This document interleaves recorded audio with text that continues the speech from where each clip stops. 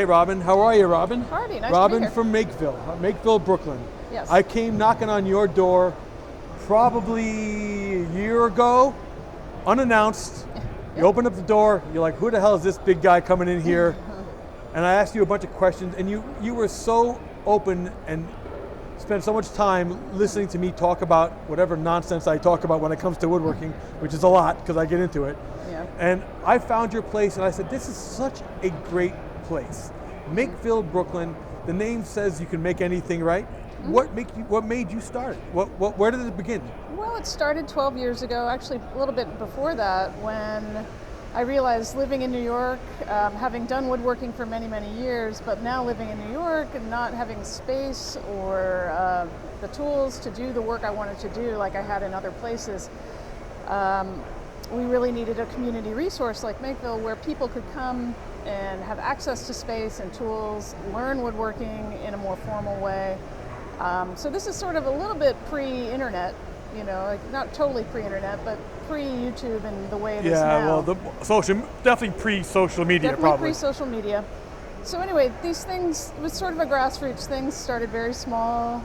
We started offering a few classes, people caught on to it because that's really started to get popular back then. And so anyway, yeah, Makeville came out of this need for me to have my own space, but also wanting to share it with a greater community. That's key, a shared space. Yeah. So I think so many people think that they can't do what they think they can do because they don't have a shop. But they don't realize that the accessibility of a wood shop is closer than you think. You know, I think a lot of people think, oh, I live in an apartment. I can't make something. I don't have the tools. I can't do this. They talk themselves out of doing stuff because I don't have a place for it. Yeah. You know, True. How do you invite people or let them find to know that your place exists? How do you connect to those people? So people find us organically just through the web for the most part and word of mouth. We've never. That's kind of how I heard about you. Somebody said to me, hey, Yeah. you should check out Makeville in Brooklyn. They're doing really cool stuff. Yeah. And you were I think when I first visited you, you were in an old other facility. You've now recently moved into a new facility, right? Correct. Yeah, correct. How did that process go? So imagine having two different shops. We have a community shop that was about 2,000 square feet, full of every possible tool you can imagine, big machines, up on a second floor of an old factory loft building. Second shop on the first floor, about 100 yards away in the same building, which was our teaching shop, also fully stocked with every possible machine that we need for classes. We moved all of that into one consolidated space that was down the street. So it wasn't a far move, but whether you're moving 50 feet or 50 miles, equipment. You're also moving big machinery too, right? That's what I'm saying. So the move itself is hard no matter what. But it was a great opportunity for us to take everything that we'd learned in 12 years of operating, building out different storage, everything from like storage lockers to like how machines are arranged to like the particulars about where we keep all the different things in the shop. We did that organically for 12 years and sort of added on things here and there. We had the opportunity when we moved to start from scratch, take all those lessons learned and build it into the new shop. So the new shop is amazing. It's like the product of all of the knowledge of 12 years optimized into like a new space that's brighter and at the street level, has a loading dock. So there's so many benefits to being down there, but I think the biggest one was that we got to incorporate all of these lessons that we learned from the learning curve. Yeah. So when you're building out a shop, there's just a lot of things to take into consideration.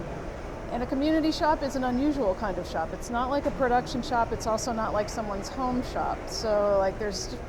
So how does it work? It's membership based, right? Is that how it works? No, we've gone through a couple different iterations of like how we operate with the members. And basically what we have now is that we used to have a monthly membership model. You'd pay a set dollar amount and come to the shop whenever you wanted to.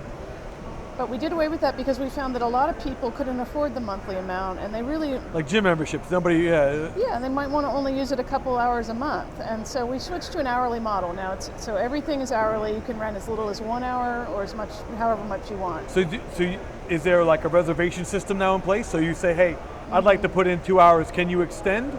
Yeah, part of the key to how this shop runs is that we limit the number of people in the shop to 6 at any given time, and so Oh, so the reservation system only maximizes the, there you go. Yeah, the reservation system controls all that. So there's available time slots based on whoever's already booked, and then you can book the open space. But yeah, we manage it that way because when you get beyond 6 people in a shop of our size, it becomes too crowded. Yeah. And that can be unsafe, but it also is just unpleasant to be in. So, in having a place for 14 years, you've had must have had so many different people come through the door. What do you see a lot of? What's the trends? What are the people?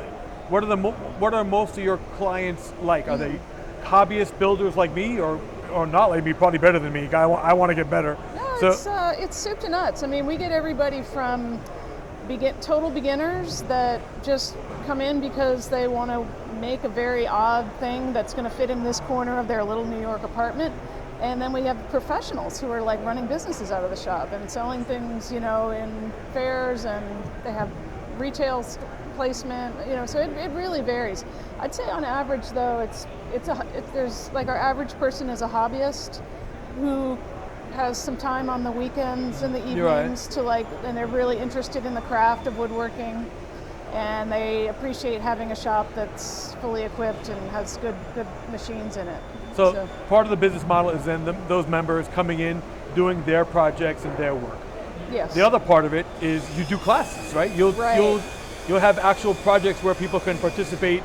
And what are those like? Yeah, so the model of Makeville Studio is really like those two things are very symbiotic, right? So like people come and they take the class, but then they also get the confidence to want to work on their own, and then they go in the community shop to do that. But yeah, a lot of people start with the classes, and we have a huge range of beginner classes. That's our main focus, is like how do we help people get started in this? Well, I think the beginner class is key, only from a safety standpoint, first of all, because you are working with big machines, dangerous machines, and having a knowledge of this, of how, no tool is not, it has to be used safe. You have to have a knowledge of that tool to use it safely.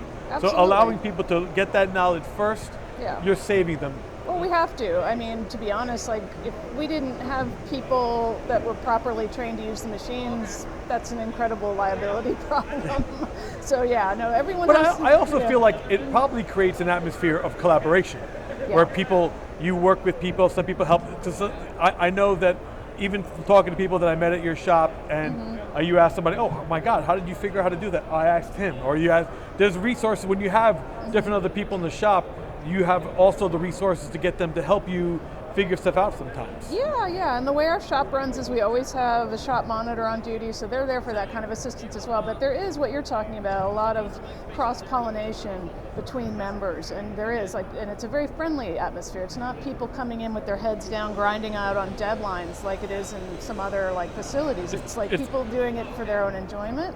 And so they're happy to share. But that's the best thing. Yeah. That's what people don't realize. That's the best thing. When you build something, you're giving of your time. That's the key to it. Yeah. Because when you build something, you're giving of your time, and that's where the value of the gift is. Because you've given of your time. I make you something, I give it to you. You like it. I hope you like it because I made it for you. But that reward back.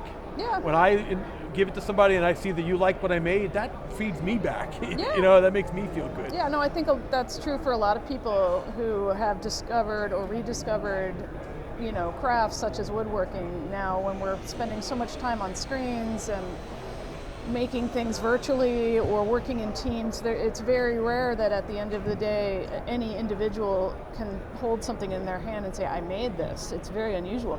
So the fact that people can reconnect with that feeling and really want to, as I've seen over the years at Makeville, that's the trend that keeps going. Is just that people really want that feeling. And so what do you want for the future of Makeville? What is your goal for this place to grow into?